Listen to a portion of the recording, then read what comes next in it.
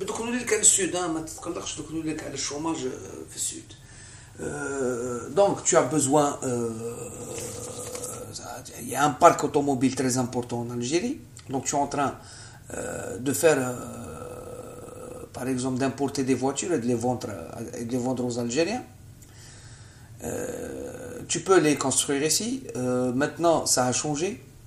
بكري وكاف فتحنا الاقتصاد نتاعنا كانوا بالك دي il y avait bien sûr à chaque fois qu'une multinationale veut par exemple investir dans un pays, il y a le risque pays.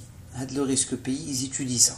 C'est des gens qui étudient primo avant de venir le risque pays, risque économique, mais juste ils investissent sachant qu'ils vont pas gagner beaucoup, sachant que ça va leur revenir plus cher, par exemple un montage d'une voiture ou là, une fabrication de telle ou telle chose, ça va leur revenir plus cher que par exemple en faisant ça en Chine, donc automatiquement ils viennent pas. Maintenant le grave problème c'est qu'il y a une crise économique, donc les gens c'est vrai qu'ils délocalisent, mais ils vont en Chine parce que c'est imbattable.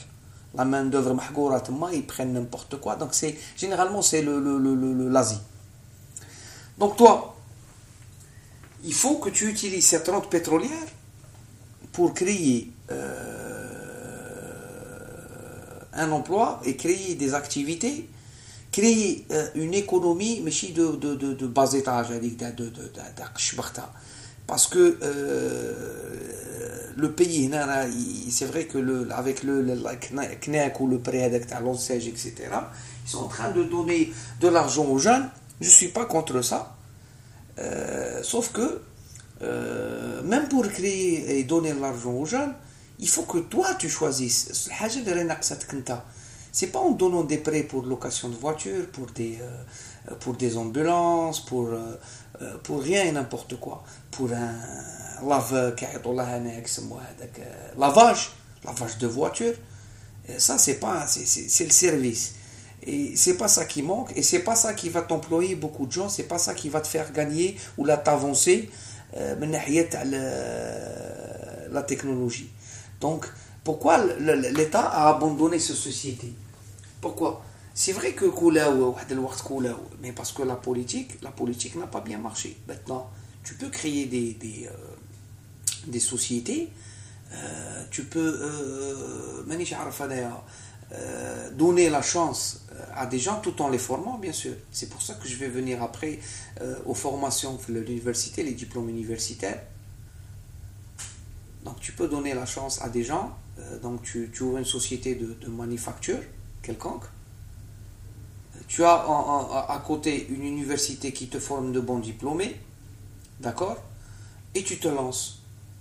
Et bien sûr, tu fais des audits généraux. Bien sûr,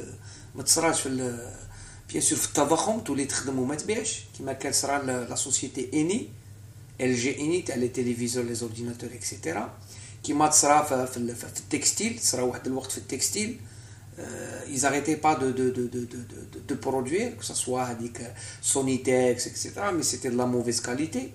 Donc les gens n'achetaient pas ça, ils achetaient des trucs qui venaient du Maroc, qui venaient de Turquie, et qui coulaient les sociétés, ils ont foutu tout le monde dehors. Donc la formation, donc tout c'est une chaîne qui est reliée. Donc si tu as une bonne formation et tu formes les jeunes selon tes besoins, c'est comme si je te disais que pourquoi en 2013 Mazel ma cache le bac pro en Algérie. Pourquoi il faut faire 4 ou 5 ans d'université pour décrocher avec le diplôme? Je ne te parle pas du niveau de l'étudiant, du niveau du professeur et bien sûr du niveau et bien sûr la qualité de le programme qui est donné. Parce qu'en Algérie, il faut le dire, tu as que du théorique. Maintenant, quand ça concerne des matières littéraires, etc., tu n'as pas les ouvrages, tu peux t'en sortir. Après, il y a Internet, etc. Maintenant, quand ça concerne du scientifique, du mécanique, etc., la médecine, etc., la pratique est très très importante. Moi, j'ai fait de la biologie. Je suis même arrivé à faire de la biologie végétale en spécialité. Donc, c'était une spécialité. Une spécialité de recherche, l'avenir, le Canada, etc. Je suis à l'université algérienne professeur est chargé de cours, hein, il dit que c'est l'avenir, c'est au Canada. Donc, l'université algérienne te forme pour aller au Canada. Donc, c'était pas logique. Maintenant, les labos, c'était le milieu des années 90, c'était la décennie noire, ما كانش الفلوس, محطم كل شيء محطم, donc on avait que du théorique, même la thèse elle était théorique. On n'avait même pas internet, on n'avait aucun moyen. La bibliothèque, il y avait un bouquin pour 300-400 étudiants. Donc واحد يديه بدا يدوره الحبابه كي توصلك انت يكون الموديول فات. Donc par contre, on avait de bons professeurs. Ça s'est inversé. Les anciens professeurs, l'ancienne école, il y a ceux qui se sont exilés à l'étranger. Il y a des nouveaux qui ont été formés, tenus au théorique. C'est ce qu'on récolte lorsqu'on sème, sur des bases qui sont vraiment fragiles. Maintenant, système في الجزائر pour dispatcher les étudiants selon la coefficient, selon هذاك, ça ne vaut rien du tout. Ça ne vaut rien du tout. Donc les meilleurs ils vont en médecine, les plus riches ils vont en médecine, والاخرين على حساب لا كوميسيون هذيك تقيسك ليتيرات, تقيسك ليسونس فرونسي, تقيسك انتربريتاريا, تقيسك والناس تلقاهم يقيسوهم في الاخر في التكنولوجي اكسيتيرا. Le mec il te fait un ingénieur اللي يقعد normalement 5 ans, il te le fait en 10 ans. Donc la formation est très importante, ça c'est sûr. Ça c'est sûr. Mais maintenant, si tu formes des gens, il n'y a pas de débouché après. Ça veut dire que tu as des gens qui sont formés. On ne parle pas de niveau, hein, niveau du diplôme ou le qiymat du diplôme, parce que après tout se recycle. Parce qu'il y a des diplômés, ils jouent en France, ils ont des amin ou les chers. C'est pas ça le souci. C'est que tu formes quelqu'un. Ici, il a 19 ans, il décroche un diplôme, il n'a pas de boulot. تلقى des ingénieurs sur le taxi, des ingénieurs sur le bus. Maintenant تقول لي الدنيا خبزه ولات, pas de souci. تخدم على روحك. Mais l'Algérien a besoin de ces diplômes là, de ces gens là. L'Algérie a besoin des gens en génie mécanique. Mais il faut développer ce secteur. L'Algérie elle a besoin de médecins, de très bons médecins. Il faut développer ce secteur. Ils ont construit un hôpital. Des Canadiens, des Algériens. C'est un hôpital qui peut soigner tout l'Ouest. Il n'arrive même pas à soigner les cancéreux. L'anémie, etc. Donc ils ont que les calmants. Ou les drogues pour calmer leur douleur. Maintenant, pour avoir un rendez-vous pour la radio ou chimiothérapie, c'est impossible. Donc, la Sonatrach, c'est pas un souci.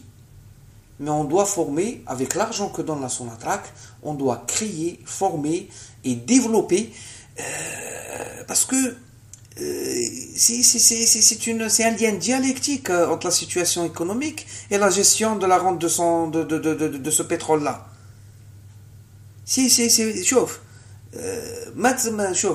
Sans le pétrole, l'Algérie ne pourra jamais se développer. Ça, il faut être d'accord. Sans la rente pétrolière, l'Algérie ne pourra jamais devenir au moins, ou là, essayer de donner un coup de pouce à son économie. Parce que viendra le jour où il n'y aura plus de pétrole. Viendra le jour où on aura déjà maintenant, comme tu vois, les sociétés étrangères ne viennent plus, rapidement, ou là ils ne donnent plus, ils sont plus intéressés. Madame, je ne sais pas intéressés. Les gens qui ont d'autres technologies. Alors comme je vois, il y a des gens qui investissent dans le nucléaire, il y a des gens qui investissent dans d'autres domaines pour remplacer le pétrole, le gaz, l'essence, etc. Voilà. Maintenant, on a la population avec un taux de natalité très élevé, chaque année, l'université algérienne, elle déverse des licenciés qui n'auront jamais de boulot. Et tout est lié. Donc c'est un cercle vicieux. Ça pousse les gens à quitter. Ça pousse les gens à aller à l'étranger, à refaire même leurs études à leur cursus. Moi, j'ai refait mon cursus parce que en biologie, je ne pouvais rien faire. Il fallait que je refasse tout. Donc, j'ai refait. Je voulais plus étudier ce que j'ai étudié parce que ça me plaisait pas, parce que j'avais un rêve. Il a été détruit et j'ai changé carrément de domaine et voilà, alhamdoulilah, j'ai fait le bon choix. Bon, je l'ai fait ailleurs, je suis triste pour cela, c'est dommage, mais on n'a pas eu le choix. Maintenant, revenons le sud, ils doivent comprendre et en même temps, on doit les aider. Comme on aide les gens, on investit dans l'Est, ou l'Ouest, ou au centre, on doit investir là-bas aussi. Parce que c'est des gens, je les comprends, عارفين بلي y a des sites gaziers هنايا وتلقاه هو شومر. Ils n'arrivent pas à comprendre بلي il doit être formé. Ils n'arrivent pas à comprendre بلي on ne peut pas engager tout le monde. Mais en même temps, هاد الدولة اللي تعطي البديل. والبديل هذاك c'est donner d'autres domaines, d'autres possibilités pour travailler dans d'autres domaines, toujours dans le sud.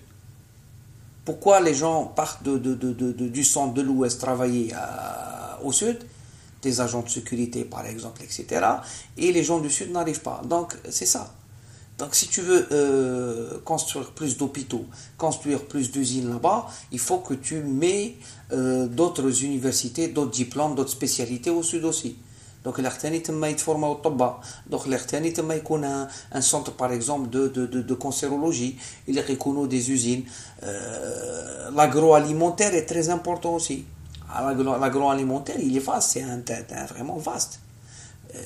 L'agriculture, il faut développer l'agriculture, mais j'ai donné des crédits, parce que le crédit, c'est c'est un bon serviteur, mais c'est un mauvais maître lorsque tu donnes des crédits à tout le monde et à n'importe qui. Et voilà, c'est pour ça que je dis la dernière fois, un projet, normalement un projet, ciblé par l'État. L'État doit donner des domaines où elle peut donner des crédits à ces gens-là. Et ces crédits-là doivent être donnés à des projets qui sont sérieux. Donc il n'y a pas que l'aval de l'État. C'est pas parce que l'État te donne l'aval que la banque doit te donner de l'argent. Voilà. Donc c'est un problème politique. C'est un problème un pays, des côtes pareilles. À la base, comment on peut développer le tourisme culturel, on peut développer tout genre de tourisme en Algérie. Il faut instaurer la sécurité, il faut instaurer une certaine démocratie, il faut s'attaquer à la corruption. Donc c'est vraiment le problème du chômage, le problème de précarité, c'est un problème politique et c'est un problème qui touche tous les domaines. Donc تتصلح حاجة وما تتصلحش الأخرى يبقى لك نفس المشكل.